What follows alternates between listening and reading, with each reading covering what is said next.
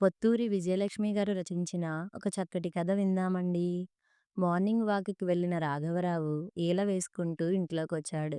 వంటింట్లో కాఫీ ఏర్పాట్లలో ఉన్న మైథిలి గుండె ఠారుమంది.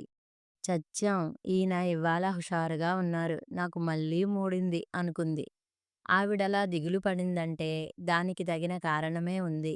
రాఘవరావు పెద్ద ఉద్యోగం చేసి 2 ఏళ్ల కిందట రిటైర్ అయ్యాడు.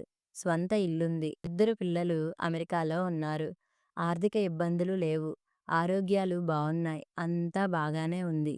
కాకపోతే కాలక్షేపం కావడమే కష్టంగా ఉంది. ఆయన ప్రయత్నిస్తే ఏదో ఉద్యోగం దొరక్కపోదు. కానీ ఆయనకలా ఉద్యోగం చేయడం ఇష్టం లేదు. అవసరం లేకుండా అందరూ ఉద్యోగానికి ఎగబడితే నిరుద్యోగ సమస్య మరింత పెరుగుతుందని ఆయన నమ్మకం. అందుకే కాలక్షేపానికి మార్గాలు వెతుక్కుంటూ ఉంటాడు అనుక్షణం. ఎక్కడ ఏ టూర్ కనిపించినా వెళ్ళొచ్చాడు కొన్నాళ్ళు. జ్యోతిర్లింగాలు, నవగ్రహాలు, అష్టగణపతులు వగైరా అన్ని యాత్రలు చేసేశాడు. ప్రస్తుతానికి మా దగ్గర ఇంకేం టూర్‌లు లేవు. ఏవైనా కొత్తవి వేస్తే మీకే ముందు చెప్తాం అని నిస్సహాయులై చేతులెత్తేశారు టూరిజం డిపార్ట్‌మెంట్ వాళ్ళు. దాంతో పాపం ఆయన పని అయోమయంగా తయారైంది. ఓ 6 పేపర్లు తెప్పించుకొని చదువుతాడు. న్యూస్‌లన్నీ చూస్తాడు. ప్రపంచంలో ఎవరు ఏ మూల ఏ ఆట ఆడినా టీవీలో చూస్తాడు. ఏదోలా కాలక్షేపం అయిపోతోంది. కాకపోతే పెత్తనం చలాయించే అవకాశం కరువైపోయింది. ఉద్యోగంలో ఉన్నప్పుడు చేతి కింద వేల సంఖ్యలో మనుషులుండేవారు. వాళ్ళందరి మీద దాష్టికం చలాయించి పనులు చేయించడం అలవాటయింది. రిటైర్ అయ్యాక ఆ వైభోగం కాస్త పోయింది. అప్పటికి అలవాటు ప్రకారం పనిమనిషి మీద పెత్తనం చలాయించి, "ఏమిటి? పని ఇట్లా చేస్తే నిన్ను వెంటనే సస్పెండ్ చేస్తాను జాగ్రత్త" అని బెదిరించాడు. పనిమనిషి బెదరలేదు సరికదా! "మీరు కాదంటే నాకు పనే దొరకదా? నేనే పోతాను" అని ఇల్లు ఊడుస్తున్నది కాస్త చీపురు అక్కడే పారేసి పోయింది. అలా ఇద్దరికి ఉద్వాసన చెప్పాక భార్య ఎదురు తిరిగింది. "మీరీ విధంగా పనివాళ్ళ మీద దాష్టికం చలాయించి వాళ్ళని వెళ్ళగొడుతుంటే ఈ చాకిరీ అంతా నా నెత్తిన పడుతోంది. నా వల్ల కావడం లేదు. మీరు మీ పద్ధతి మార్చుకోకపోతే నేనే కాశీకి పోతానని" చెప్పేసింది. దాంతో బెదిరిపోయి పనివాళ్ళ జోలికి పోవడం మానేశాడు. కాకపోతే పూర్వపు వాసనలు పోవు కదా! ఇక మిగిలింది ఆ మహా ఇల్లాలు. ఆవిడకి భర్తంటే పంచప్రాణాలు. అమిత గౌరవం, ట్రాన్స్‌ఫర్‌ల ఉద్యోగం. అడివైనా, అరణ్యమైనా అంతా కలిసే ఉందాం అంటూ కుటుంబాన్ని వెంట తీసుకు వెళ్ళాడే గాని ఏ బస్తీలోనో పిల్లల చదువులంటూ నన్నొదిలేసి నీ చావు నువ్వు చావు అనలేదు. ఇల్లే కైలాసం అంటూ ఆ ఉద్యోగం చేసుకొని ఇంటి పట్టున ఉన్నాడే తప్ప క్లబ్బుల వెంట, మందు పార్టీల వెంట తిరగలేదు. ఏ మాటకా మాట చెప్పుకోవాలి. మా ఆయన బంగారం అంటుందావిడ. మామూలుగా సాగిపోతే బానే ఉంటుంది. కాకపోతే ఆ బుర్రలో ఏదో పురుగు తొలిస్తేనే కష్టం. మామూలుగా మార్నింగ్ వాక్‌కి వెళ్ళి చిరాగ్గా వస్తాడు. ఎవడా వెధవ ఎద్దులా ఉన్నాడు రోడ్డు పక్కన. ఛీఛీ అని విసుక్కుంటాడు. ఎవరితో మహా తల్లి రోడ్డు తుడిచే మనిషి రోడ్డు తుడిచి వెళ్ళింది. ఈవిడ చెత్త పోసేస్తోంది.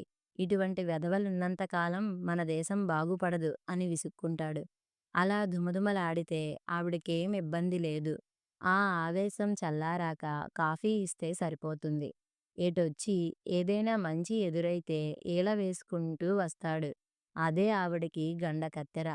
ఆ మధ్య మార్నింగ్ వాకుకి వెళ్ళి వస్తూ ఇన్ని మొలకెత్తిన గింజలు, దాంతో పాటు మొలకెత్తిన గింజలు తింటే కలిగే లాభాలు వివరించే ఒక పాంప్లెట్ పట్టుకొచ్చి పెద్ద లెక్చర్ దంచి ఆ వెధవ దోసలు, గారెలు మానేసి ఇవి తిను ఆరోగ్యానికి మంచిదన్నాడు. "మరి మీరు" అందావిడ. "నాకేం ప్రెషరు, షుగరు తప్పించి దుక్కలా ఉన్నాను. నువ్వే పాపం నడుం నొప్పి, కాళ్ళ పీకులు అని అవస్థ పడుతున్నావు" అంటూ 4 రోజులు ఆవిడ చేత మొలకెత్తిన గింజలు తినిపించాడు. "ఇహ నా వల్ల కాదు. ఇవన్నీ తిని బతకడానికి నేనేం గుర్రాన్నా" అని భర్తకు ఎదురు తిరగాలనుకుంది ఆవిడ. ఆ అవసరం లేకుండానే ఆ మర్నాడు మళ్ళీ ఈలేసుకుంటూ వచ్చాడాయన. చేతిలో ప్రాణాయామం వల్ల కలిగే లాభాలను తెలియజేసే కాగితంతో. "ఇదిగో ఇది విన్నావా? ప్రాణాయామం చేస్తే ఆహారం విషయంలో నియమాలు పాటించకపోయినా నష్టం లేదుట. అని నట్టింట్లో చాప వేసి దాని మీద ఆవిడని కూర్చోబెట్టాడు. ఓ ముక్కు మూసి గాలి పీల్చు అని చూపించాడు. అంతలో ఎవరో బెల్ కొడితే వెళ్ళి వచ్చిన పేపర్ వాడికి ఓ క్లాస్ పీకి వచ్చాడు. అప్పటికావిడ కాళ్ళు చాపుకు కూర్చుంది. ఏమిటి గాలి వదిలేశావా? అన్నాడు. ఆవిడకి చిర్రెత్తుకొచ్చింది. బావుంది సంబడం. గాలి పీల్చమని చెప్పి మీరు పెత్తనాలికి పోతే మీరొచ్చేంత వరకు అట్లానే ఉంటే నా ప్రాణం గాల్లో కలిసిపోదూ? అంది విసుగ్గా. అది కాదు క్రమబద్ధంగా వదలాలి కదా అన్నాడు. ఓ 4 రోజులు ఆ ప్రాణాయామం కార్యక్రమం నడిచింది. ఆయనలో ఒక సుగుణం ఏమిటంటే ఏ పని తలపెట్టినా ఓ 4 రోజుల తర్వాత విసిగేసి మానేస్తాడు. కాబట్టి బతికిపోతోంది ఆ ఇల్లాలు. ఇప్పుడెందుకు విజిలేసుకుంటూ వచ్చాడా అని ఆలోచిస్తూ కాఫీ తీసుకుని వెళ్ళింది మైథిలి. నీతో చాలా ముఖ్యమైన విషయం మాట్లాడాలి. నువ్వూ కాఫీ తెచ్చుకుని కూర్చో అన్నాడు రాఘవరావు. అలాగే వచ్చి కూర్చుంది. ఆయన చెప్పడం మొదలుపెట్టాడు. ఆ వేళ మార్నింగ్ వాక్ చేసి కాసేపు విశ్రాంతి కోసం పార్కులో కూర్చుంటే పక్కనే దంపతులు కూర్చున్నారు. సాక్షాత్తు కైలాసం నుండి దిగివచ్చిన ఆది దంపతుల్లా ఉన్నారట. మాటా మాటా కలిసింది.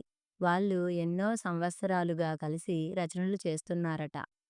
పేరుకు పేరు, డబ్బుకి డబ్బు, కావలసినంత కాలక్షేపం. వాళ్ళ జీవితం గురించి చెప్తుంటేనే ఈయనకి నోరూరిందట. వాళ్ళను చూసిన తరువాత నేనో నిర్ణయానికి వచ్చాను అన్నాడు. ఏమిటి వాళ్ళిద్దరినీ మనింటికి భోజనానికి పిలుద్దామా? అందావిడ. కాదు, మనం వాళ్ళలా కథలు రాద్దాం. ఏడిసినట్లుంది.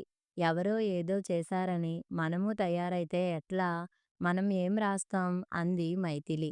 ఏం కాదు, మనిద్దరికీ అంతో ఇంతో రచనానుభవం ఉంది అన్నాడాయన. ఆయన 40 ఏళ్ల క్రిందట కాలేజీ మ్యాగజైన్‌కి ఒక ఆర్టికల్ రాశాడు. ఆవిడ 25 ఏళ్ల కిందట పత్రికకి ఒక ఉత్తరం రాసింది. అదే వారి రచనానుభవం. మన వల్ల కాదంటుంది ఆవిడ. వీల్లేదంటాడు ఆయన. వీళ్ళిలా వాదులాడుకుంటున్న సమయంలోనే ఒక వారపత్రికలో ఒక ప్రకటన కనిపించింది. ప్రేమ కథల పోటీ, మంచి బహుమతులు, లబ్ధప్రతిష్ఠులే కాదు, కొత్తవారు కలాలు పట్టండి అని ఊరుకున్న వాళ్లకు కూడా ఉత్సాహం పుట్టేలా ప్రకటించారు. తను రచనలు చేయాలనుకోవడం, ఇలా ప్రకటన కనిపించడం శుభసూచకంగా తోచిందాయనకు. దానికి తోడు కుడికన్ను టకీ టకీమని కొట్టుకుంది. ఆవిడ మాట చల్లలేదు. ఒక మహత్కార్యానికి శ్రీకారం చుట్టబడింది. ప్రేమకథ కాబట్టి హీరో హీరోయిన్ ఉండాలి. జయంత్, జయ ఇక కథ. ఓ రోజంతా ఆలోచించారు. ఇలా ఎంతసేపు ఆలోచిస్తాం, మొదలుపెట్టు. ఆ తర్వాత కథ అల్లుకోవచ్చు అన్నాడు రాఘవరావు. ఆయన లేడీస్ ఫస్ట్ అని భార్యకి అవకాశం ఇచ్చాడు. సూర్యుడు తూర్పున ఉదయించాడు. మండినట్లే ఉంది. సూర్యుడెప్పుడూ తూర్పునే ఉదయిస్తాడు. నువ్వు ప్రత్యేకంగా చెప్పాలా? విసుక్కున్నాడు. ఇది మరీ బావుంది. కథ అన్న తర్వాత ప్రకృతి వర్ణనలుండాలి. మీకేం తెలుసు? పెళ్ళానికి రాసే ఉత్తరం కూడా ఆఫీసు ఉత్తరంలా రాస్తారు. కాస్తంత కళాపోషణ కూడా ఉండాలి. ఆవిడ విసుక్కుంది. ఓయబ్బో! అంతోటి కళాపోషణ నాకూ ఉంది. కానీ ఇక్కడ వాళ్ళు కథకి కేటాయించిందే 10 పేజీలు. అందులో సూర్యుడు తూర్పున ఉదయించాడు, పడమరన అస్తమించాడు అంటూ కూర్చుంటే ఇక కథేం నడుస్తుంది? కాబట్టి వర్ణనలొద్దు అన్నాడు. ఏదో అందంగా 4 ముక్కలు రాద్దామనుకున్నాను. నాకంత స్వతంత్రం కూడానా? కథ మొదలెడతాను అంది. జయంత్ వరండాలోకొచ్చి బద్ధకంగా ఒళ్ళు విరుచుకున్నాడు. విసురుగా వీస్తున్న గాలికి అతని ఒత్తైన నల్లని క్రాఫ్ చెదిరి నుదుటి మీద పడింది. ఇక చాలా ఆపు. ఎక్కడ సందు దొరుకుతుందో అని కాచు కూర్చుంటావు. నువ్వేం ఎగతాళి చెయ్యక్కర్లేదు. కాలం నాడు నాకూ ఒత్తైన జుట్టు ఉండేది. నీతో వేగలేక ఇదిగో ఈ గతి పట్టింది ఉక్రోషంగా అన్నాడు. తల మీద మిగిలిన 4 వెంట్రుకలు సర్దుకుంటూ. ఇది మరీ బావుంది. కథలో పాత్రని పొగిడితేనే ఓ ఇదైపోతున్నారు. మీరా ఎదురింటి మైత్రీ మజుందార్‌ని పట్టుకుని మెరుపుతీగలా ఉంది అని మెచ్చుకుంటుంటే నేను వినూరుకోవడం లేదు అని దెబ్బలాటకి దిగింది. ఇక ఆ వేళకి కథ ముందుకి నడవలేదు.